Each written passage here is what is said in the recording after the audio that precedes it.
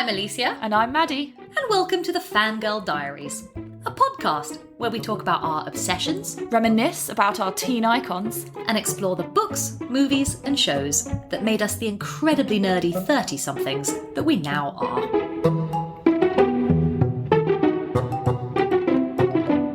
A long time ago, in a galaxy far, far away, Madeline and I did some podcast episodes, which you may or may not remember because it's been a while. Yeah, we've been on our Christmas break. We have been on our Christmas break, which does not mean a break from watching the films we love and reading the books that we love, but it is just about the time to come back and talk about some of these. Yeah, I mean, I think I've spent Christmas watching like a reasonable amount of stuff that we can talk about in the next year, so, you know, it's good. Me too! We've done a full rewatch of the content that we are discussing today, which is Star Wars. Star Wars! Specifically. I'm so excited. We're going to talk about the original trilogy because we do want to come back and we want to talk about the prequels and potentially the sequels. But today we're going to stick with the originals. Yeah, there was no way that we could wrap 9 movies. And like, not even just 9 movies. There's all the spin-offs.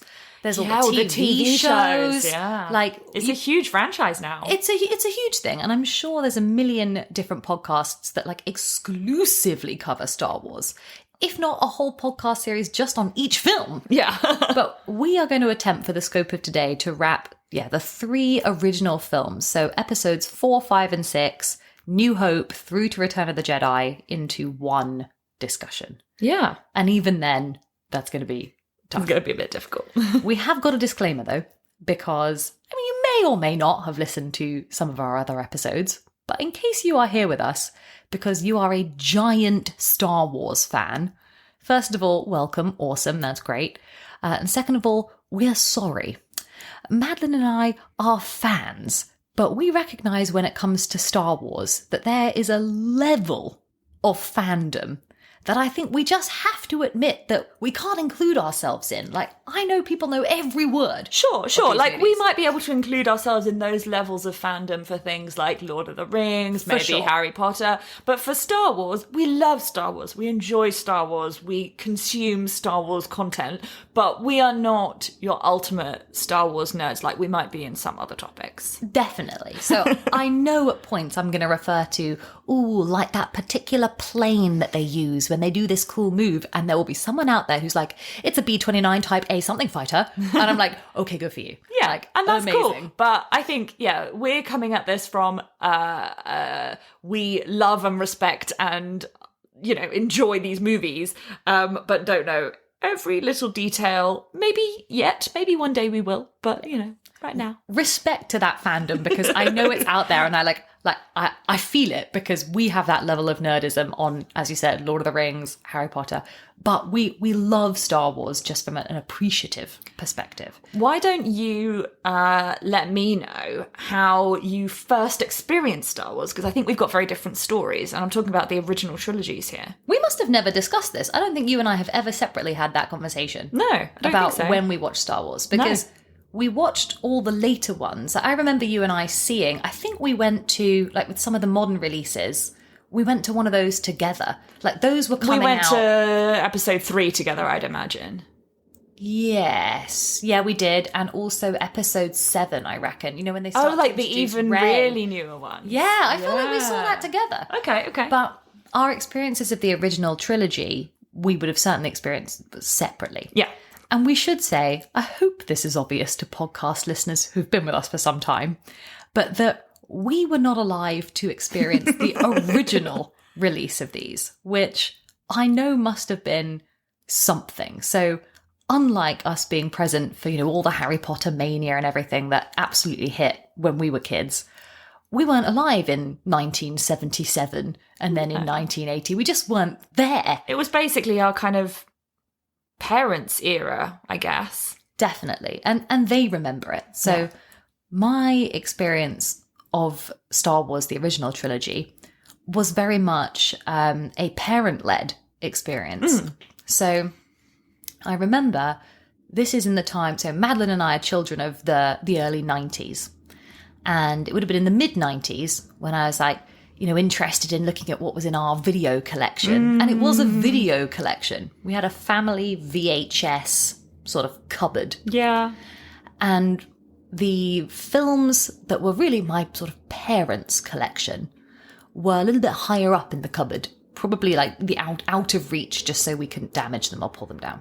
So nestled above Pocahontas and Lion King and all of these things, on the adult shelf, I remember there being this very shiny silver 3 VHS box set. And it said something like 20th Century Fox digitally remastered edition. And I mean, I probably couldn't have read it age 7, but I remember thinking, that looks cool. What is that? Yeah. And it was my dad's trilogy VHS collection of the original Star Wars films. And I must have been about 8 when I think he suggested it, or we got that VHS collection down, and it was suggested that we were going to watch this thing called Star Wars. Was it clear it was a big deal? Like, it was clear it was a big deal. Yeah. But I can't remember the conversation about it. No. But I remember childhood things, like I remember I was given the good movie snacks. You know?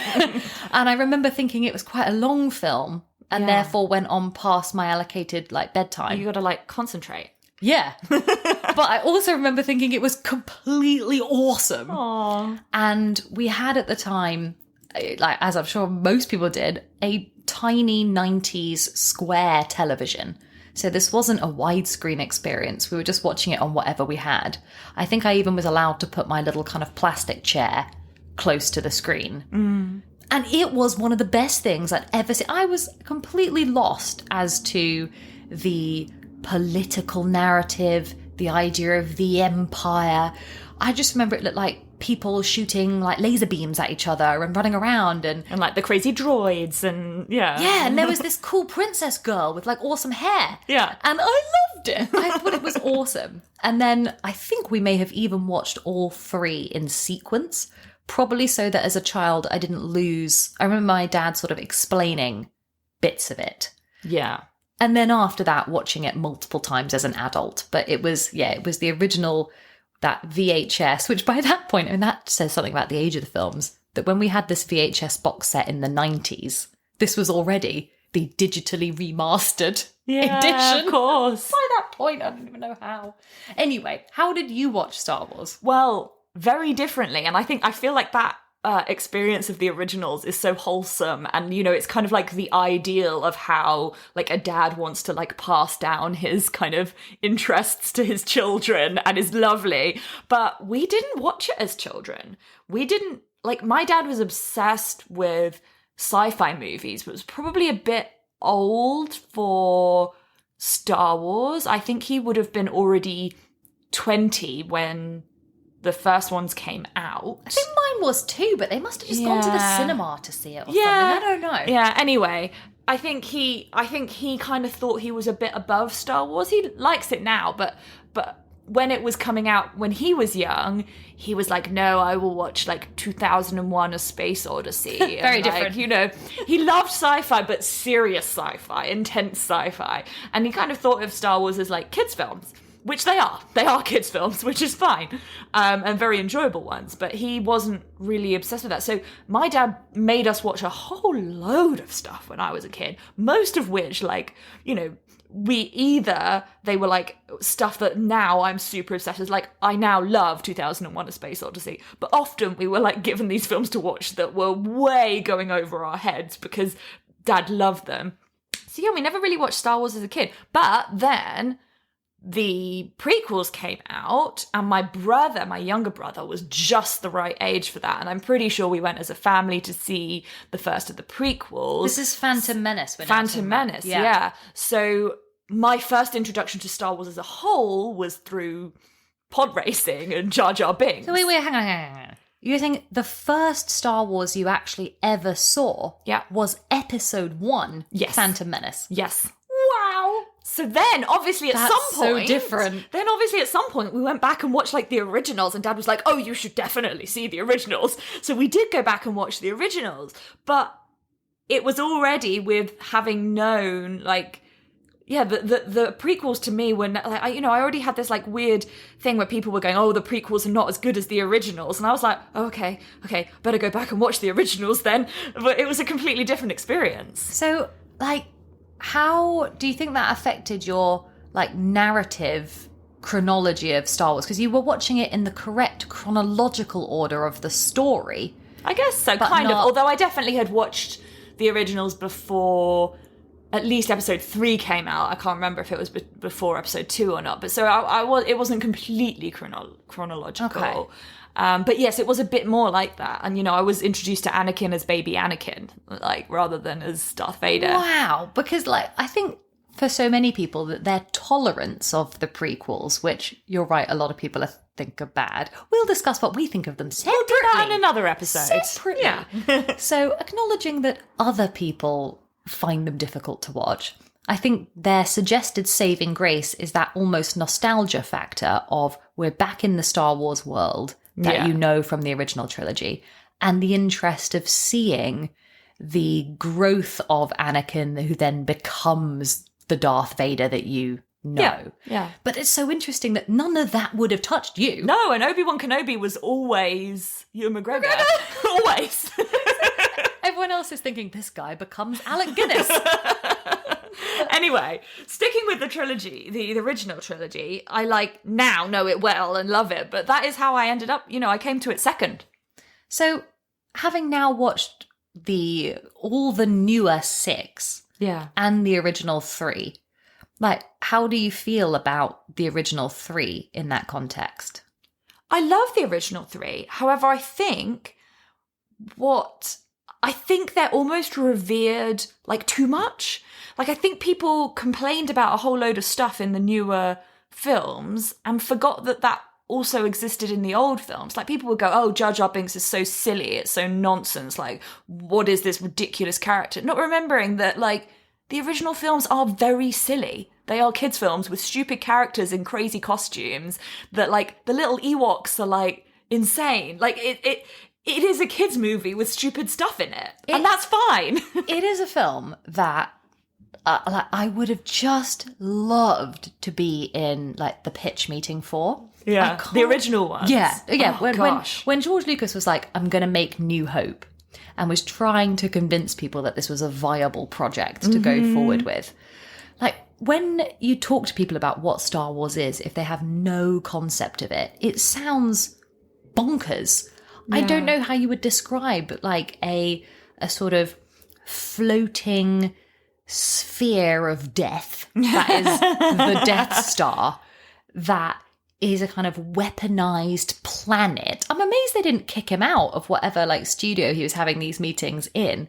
And then he's like, we're going to have a talking robot called C-3PO. Oh, and another one that doesn't talk but makes odd bleepy sounds. And all these, like, alien creatures that are all going to exist in this bar, and they're going to have, like, bar fights. Yeah. Oh, and we're going to persuade people like Harrison Ford to actually do this movie. Yeah. How? And it's also going to be basically some kind of, like, Nazi symbolism stuff going on with the bad guys. Like, I think you're actually right. I think that pitch meeting and the vision of George Lucas in that moment, and in that he clearly had a world in his brain, or at least was given the time and space to create this world. And it is, like, something that you would expect to come from someone who, like, it's the kind of world building that you expect from someone writing a novel or a series of novels. Definitely. And yet they had the confidence to just go straight in with, like, making a movie, a trilogy of movies. And it, like, even from the first one, it's very clear that this is one small story in a huge world that is really well thought out and has multiple planets and races and, like, institutions and politics and stuff. And that kind of world building in an original movie or series of movies is really unusual and, like, extraordinary. I think it's so easy to forget that Star Wars does not come from source material. Yeah. In a way that now we're really excited soon for the new Dune movie, and that does come from a book. And so much of our fantasy and sci-fi consumable content absolutely had a book with a map, with often a sort of index of names at the back and a family tree and all of this stuff. And Star Wars has that richness to it, but has absolutely just come from the brain of this one guy. And when you watch New Hope, you feel like you're on the precipice of this wider world. But much in the way that when we talk about book series, and we're talking about things like Fourth Wing, and we loved the first book, but your excitement for the next one was, now it's going to expand. Yeah. New Hope feels like that for me. I can see that I want to know something more about the Empire and how it works. And where's it going to go? Where's it going to go? But it's only in Empire Strikes Back that we get the Emperor. Yeah. And the world starts to expand. And you realise that who you thought was the arch-villain, Darth Vader, is like the right-hand man to the actual arch-villain. Yeah, you're so right. And there are hints of that in A New Hope. Like, it's not like Darth Vader is giving all the orders. There's like, the other kind of senior soldiers on the Death Star and stuff. Like, he's one of a group, and it's kind of like, why? Who is this guy that's like in this black mask, and clearly he's the evil guy, but he's not the most senior person. He's not telling everyone what to do at all times. Yeah. It's like, what is going on there? I was going to actually ask you I was just thinking about it to ask you whether you found Darth Vader scary as a child. But then, as you just said, you didn't watch them as a child. Not really as a child, or as a teenager, really. Right? So, no, not really. And it's the figure of Darth Vader where I think you're probably spot on of categorising these fundamentally as children's films. Yeah. Because he is almost a Disney villain. He's scary in a way that is scary to children. He doesn't have a discernible face or facial expression. He's in a cloak, for goodness sake. Yeah. He is physically large.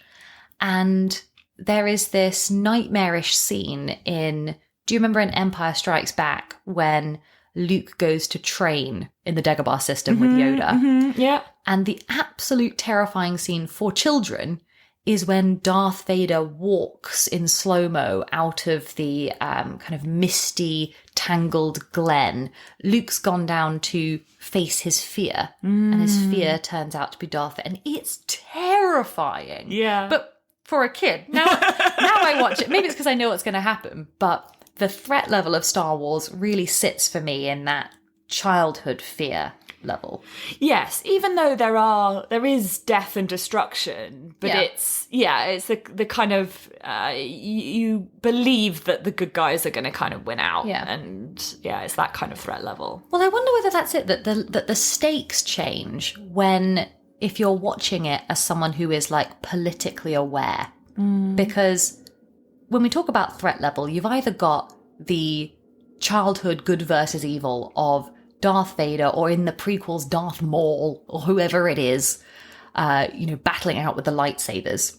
And that seems like the extent of the good versus evil battle. Mm-hmm. But then when you're watching it with an understanding of, empire, of colonialism, of death and destruction on a sort of global scale, the whole thing shifts and you think, oh, right, the evil here really is, the Empire. Yeah. Which didn't really touch me as a No, I wouldn't have quite child. understood the historical kind of references and... No! It was either obvious that Darth Vader was scary, or to be afraid of the Emperor with his sort of lightning bolt laser beam shooting that he does. But... So what do you think it was that captured you as a child then when you were watching it? What were the things that really got you excited about those movies? Oh my God. So many things, but first of all, the originality of it. Like, I had never seen a space adventure movie ever. That was completely different. But also the energy of it is so frenetic that you can't help but sort of get caught up in it. Or certainly that's my memory of it as a child. I remember thinking, this is exciting. Yeah. And there's, the fleet goes up to battle against one of the big star destroyers and all of this stuff. But actually on rewatching, I was struck by how incredibly slow New Hope is. There's almost an hour before you get any kind of action. We spend a long time on like Tatooine. There's a lot of build up before we get anywhere. It's a very at least A New Hope is a very linear story. You're pretty much just following Luke. You're not seeing multiple scenes from lots of different people's perspectives around the whole universe. Occasionally you jump into the Death Star, but like pretty much it's a very linear story. And I think that's what makes it so great and so like coherent, is it's telling one story and it tells it with a start, middle and end and tells it very well. But you're right, there's a lot of world building at the beginning and it kind of gets into it. But I think by the second half it's pretty much like action. When I watched it again, I was struck by how like it's quite luxurious filmmaking, that first film. You spend a lot of time at the start like with the droids and following C-3PO, and you just think, God, this really wouldn't be made like now when the franchise has been taken over by Disney, and now when we're so used to things like the Marvel films, this kind of filmmaker would never be allowed in the kind of action sci-fi fantasy category. You're totally right. It's really like laboured, but in a brilliant way. Yeah, it takes its time. It has interesting like shots and just it shows you things. When it wants to be like, here's a new creature, you watch the creature for a while. Yeah, you just do. It's like, cool. Like, that's interesting. Yeah. But yeah, you're right. It's completely wouldn't be made like that now. Yeah.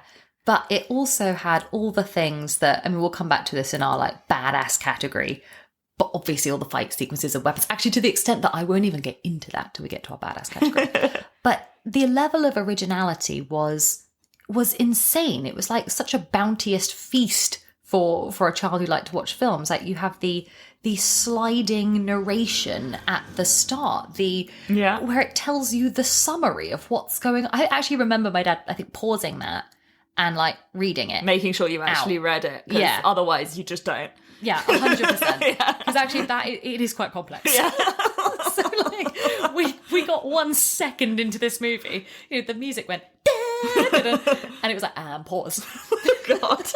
Luke Skywalker is on the... Oh no, actually it starts with the narrative about Princess Leia racing to get the plans to her home planet and all this. So that was so new.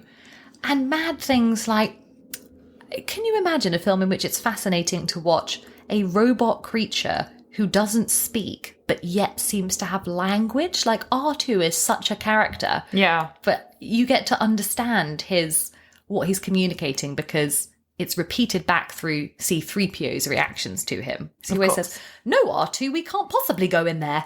Yes. What a silly suggestion. So that's understood that the bleep, bleep, bleep, bleep, bleep, bleep meant, shall we go in there? Yeah, but that was just so well done. But everything about that world felt so new. But I mean, what got you about Phantom Menace? I know we'll have to talk about that separately, but that is really like, you must have liked that for some reason, because that's the Star Wars world. Well, I think the reason that I liked the Phantom Menace was partly because of what's been set up in the original trilogy, which is it's the design almost, and the like character design and concepts are so well thought through. Like C-3PO and R2-D2 are so iconic. You just look at them and they couldn't be anything else, and yet so original. The same with Yoda, the same with Darth Vader. Like, how can you possibly have come up with all these incredibly distinctive, original, and immediately recognizable... It's mostly character design. Chewbacca. Chewbacca, absolutely. Yeah. It's like they're just... they couldn't be anything other than Star Wars, and they've become a part of our cultural like understanding. And I think that's why you could then jump back into that world in any of the other series of films and it still feel a part, because it's just so iconically and to have come up with those ideas alongside this whole world building. Yeah, whoever was doing character design should also get a big mention here. It's so impressive. Oh dear. I know there's going to be so much content from our categories, so I'm tempted to go to them because we're going to spend quite a long time there. What's our first one, Madeline? All right. It is the thermometer. Oh boy. Okay. I'm going to have to keep separating these discussions into my childhood appreciation of Star Wars versus my million times rewatching it in the adult But we could talk category. about your adult situation as well. Right, but it wasn't lost on me as a kid. I remember thinking that there was some element of spicy drama in Star Wars, in like the original trilogy, when I was like 8.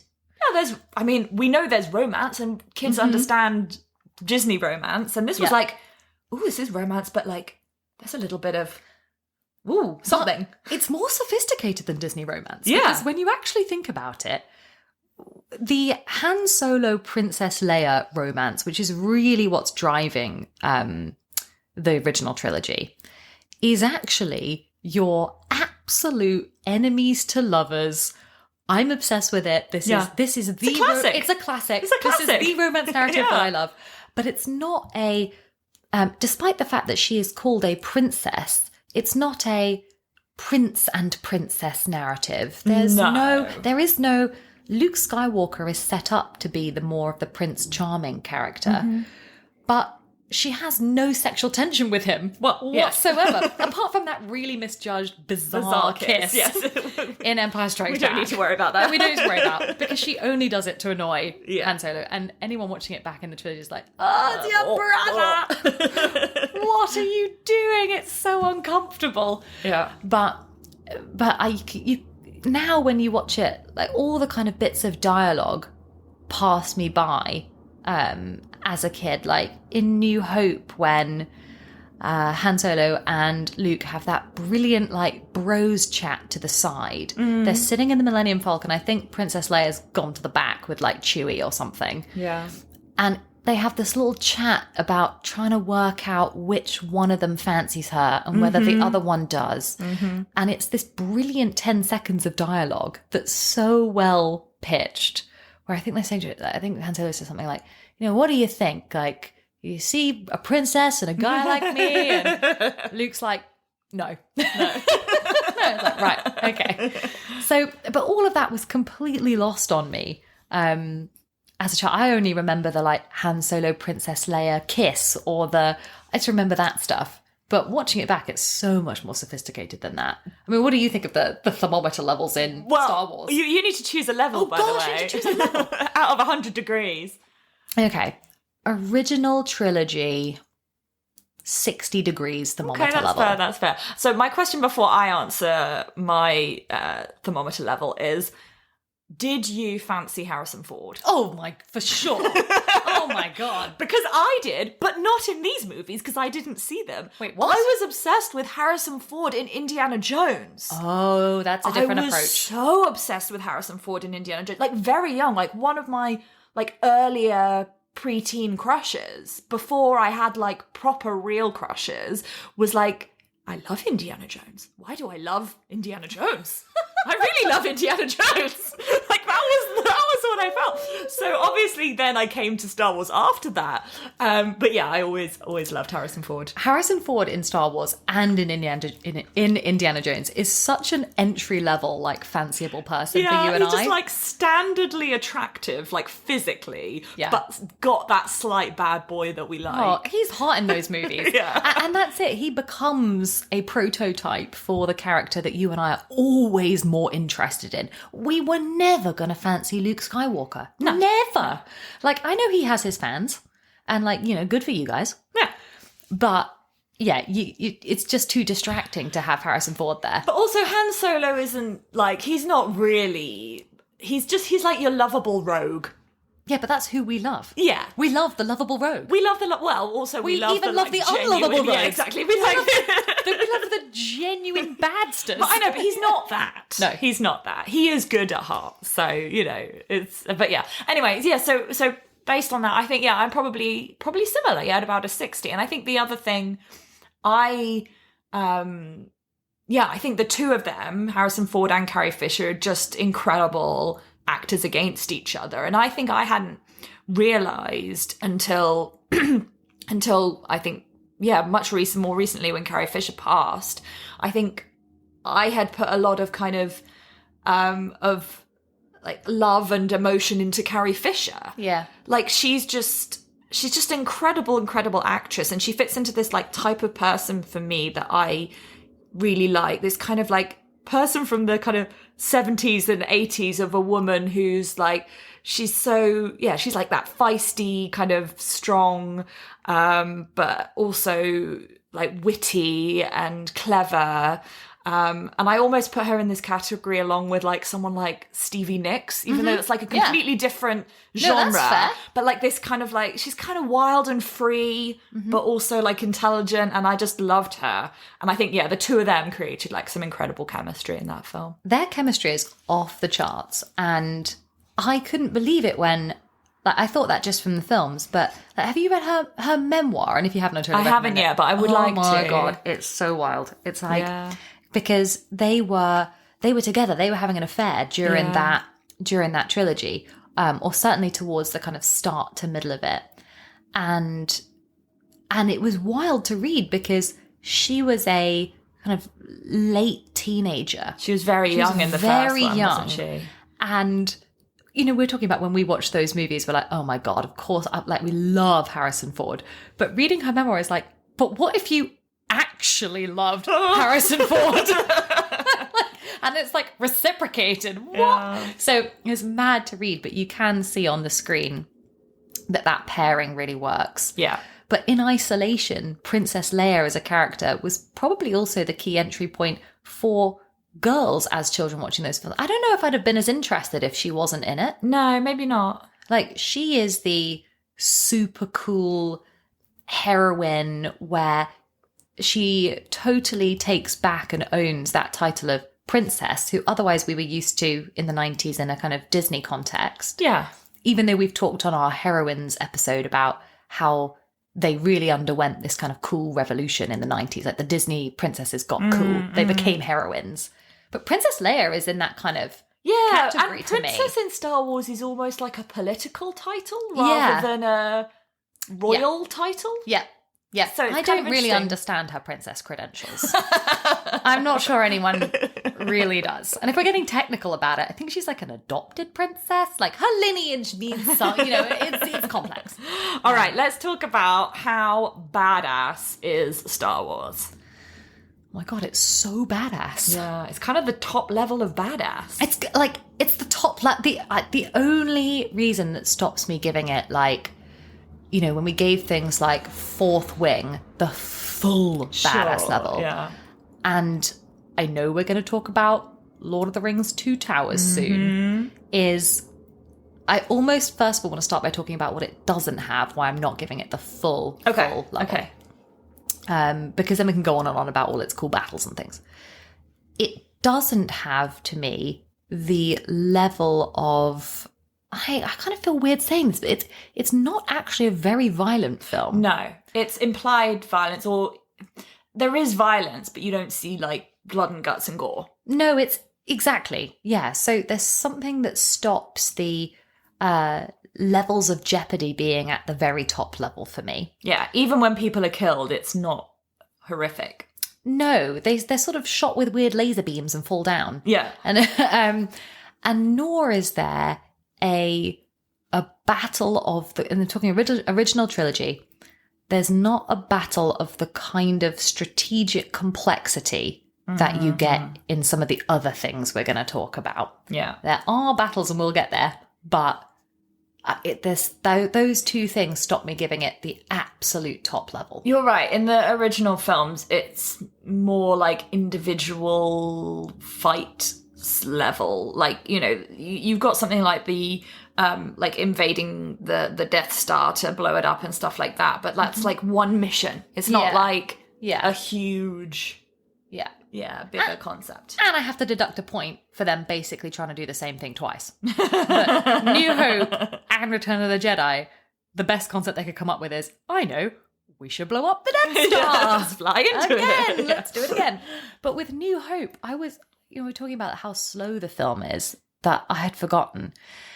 But there's barely actually that much action in it. You get and what there is quite pared back. Maybe because, as we found out recently, the budget was minuscule in the first film.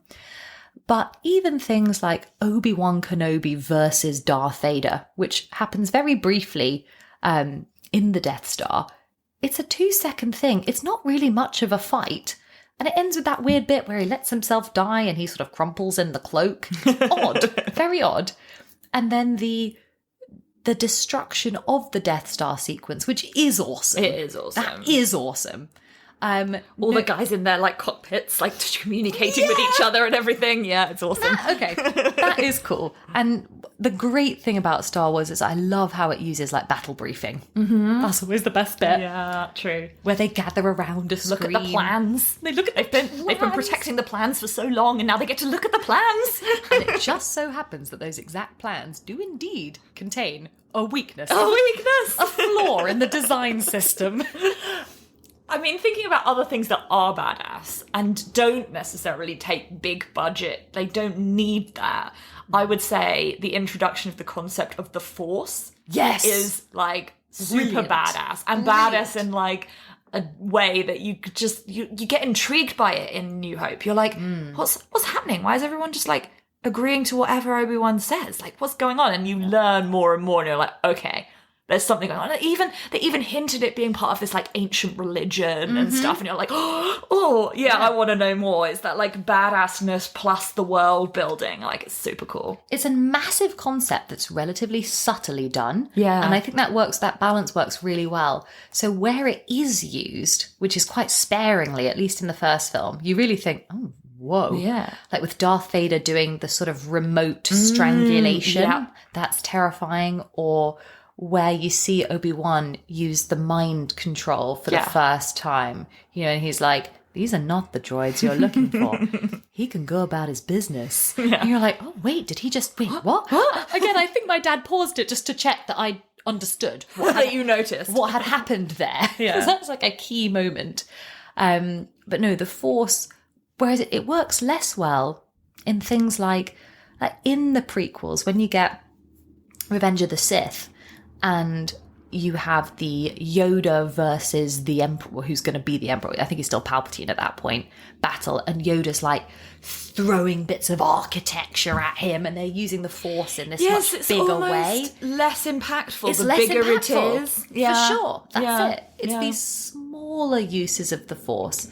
Remember in New Hope, the only Force training Luke really gets is to put on the helmet briefly in the Millennium Falcon and like practice against one of those little like robots that fires darts at him. Yeah, but then he carries on his training in the second one. Like, it gets more epic with then that. It does. Yeah, it builds. It paces it. Builds. It could have thrown this massive concept at us like all in one go, but it completely builds. Which is really good. What do you think of lightsabers? Oh yeah, that's the other thing to bring about, lightsabers. I mean, again, like the costume and design, it's just completely iconic. Like, how did you design this thing that then just like becomes a part of all our cultural minds? Like, it's incredible. Do you think it's the most iconic fantasy weapon?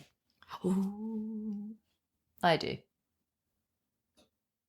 If we I can see you scanning for the others. If we mean by iconic, you just recognize it and you're just like, this is from this one thing. I know exactly what it is. Yes, I think it probably is. I can't think of anything better. I agree. Like, you know, you could go through like what type of sword each person, like who in the Fellowship had what weapon. Sure. But the lightsaber comes with like, it has that sound, that like, I can't even do the sound. Visuals and the sound, and like, and everyone wanted to have one. Yeah.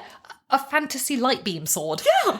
But like, even everything about it was so well thought through that like the baddies have the red ones. The different people have different colours. Well, it's just designed to like get you obsessed.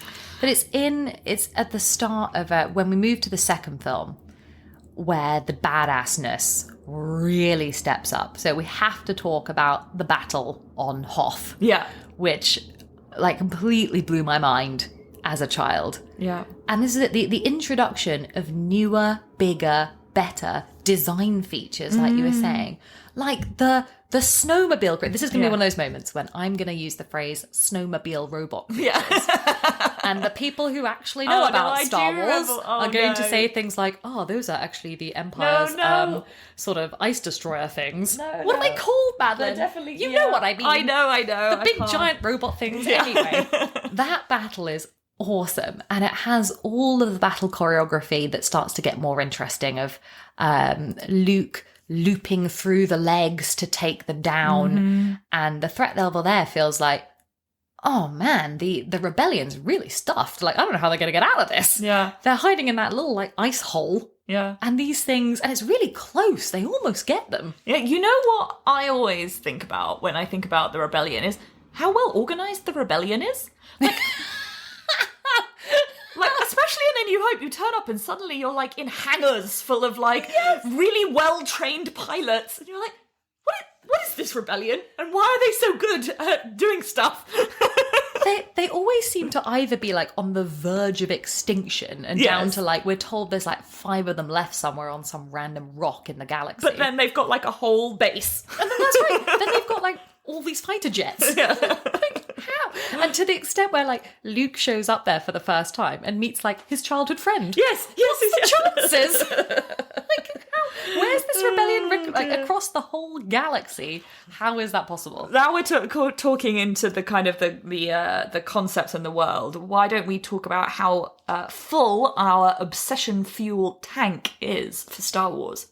Oh my god, so I would have to say the potential for obsession fuel on Star Wars is probably the fullest it could be. Like, for some people, this will be like their special category on Mastermind, or this would be the thing that they know every single detail about. There's the whole world you can dig into. There's so many spin-off. Yeah. I mean, even before all these more recent things, there was always like books and comics and, you know, people can argue about what's canon and what's not canon. And, you know, it's endless. It's huge. Some people's lives like revolve around Star Wars. Yeah. I'm really into it. I'm sorry I can't remember the name of the weird ice robot thing.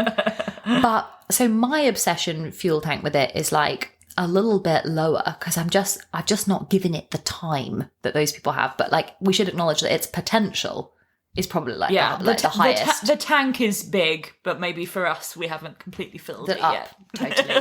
Yeah. I think that's right. All right. And we've mentioned a lot of really iconic concepts and moments over the course of this episode so far. But if you were going to choose one USP, what would you choose? Oh, but I've got like 5. Okay. We should really call choose the USP category like all the awesome things categories. You choose one, I'll choose one, and then we'll come back and see if there's any that we should have mentioned. All right. I love when Princess Leia snaps at them in New Hope to get this walking carpet out of my way. I think it's just brilliant. It's the most pithy line to tell you who that character is. Yeah. And the dynamic, because she says it in front of what I'm going to call all the boys, which is Luke, Han Solo, and Chewie. Yeah. And she's like, well, someone get this walking carpet out of my way. And I was like, yes. So that one, and then I've got like 900 more. Okay, well, if we're talking about the USP being like an iconic moment that defines this, I'll do one. Do yours. I'll do one, and then you can come back. On. But I think I've got the right one, and I want to talk about it. I don't just want to mention it. I think it's I am your father. Oh God, of course it's that. I think isn't it? that. Forget the stupid thing about the carpet that I said. And I want to talk about it because as someone who, and both of us, this is true, we didn't see it when it first came out. No. So we could only ever have seen it after the knowledge of who Darth Vader was out in the world, at least. You may have had an unspoiled experience. No, I feel like I actually even knew that. Yeah, as a exactly. Kid. Yeah. And it still is iconic and it still is just like ingrained in our culture. But what I want to know is, did people in the early 1980s really not know that Darth Vader was Luke's father? Because he's called Darth Vader. Vader literally means father. Like, surely people at the time had worked it out.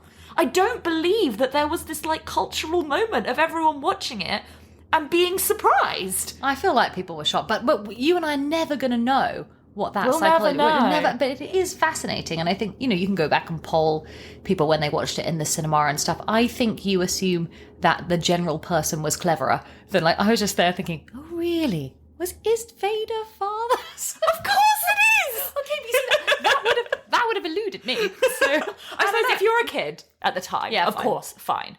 But like, I feel like anyone. Like, Yeah. But maybe that's the kind of thing where now everyone would have worked it out, because now, after the first movie, everyone would have been on Reddit and Twitter and whatever talking about what does Vader mean, blah, blah, blah, blah, and would have worked it out immediately. But those lines of communication were not happening in the 70s and 80s. So maybe most people just kind of would have been actually shocked. Didn't think about it and would have been shocked. I mean, it would be, as a twist, it's one of the twists of all time. Yeah. Like, for sure. But yes, I was wondering when you were like, the one moment that captures the whole thing. Okay, yeah, that is probably the most iconic. moment. I thought you were going to go with when Yoda proves the strength of the Force. Oh, love it. By lifting his, he's like, you want that could be your USP. That wasn't even in my 9 other ones.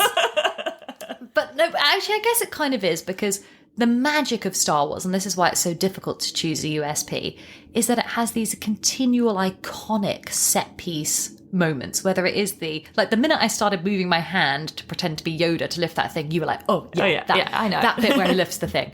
Or when in the second film, and they're hiding in that cave in the meteor, and it turns out that the cave is actually the belly of the giant meteor worm. Yes. Yeah. That's iconic. The fight with the sort of strange polar bear creature on planet Hoth, where he cuts his arm off. Like there's a million. The imaginative potential in Star Wars to create these memorable. We haven't even talked about like Leia in the gold bikini. Oh yeah, true. I wonder if you had asked a guy, like what the number one iconic Star Wars thing is. Yeah, maybe. You were like, it's the twist of I'm your father. I bet other people would have gone to a different... we just listed like 10 things first. Yeah. I was like, we've not even got to that. It's true. But, the potential for it is massive. And I adore these films. I rewatch them whenever I'm feeling like, I just want... It's comfort watching. Yeah. These are comfort movies. And I think that's part of it. It's like taking children's movies seriously and creating something imaginative, unique, and original, and doing it with like love and care and attention. And I think that's why they're so great. Yep, 100%. And we will come back another time to talk about the sequels and the prequels. You've been listening to the Fangirl Diaries. Follow us on Instagram at Fangirl Diaries Pod.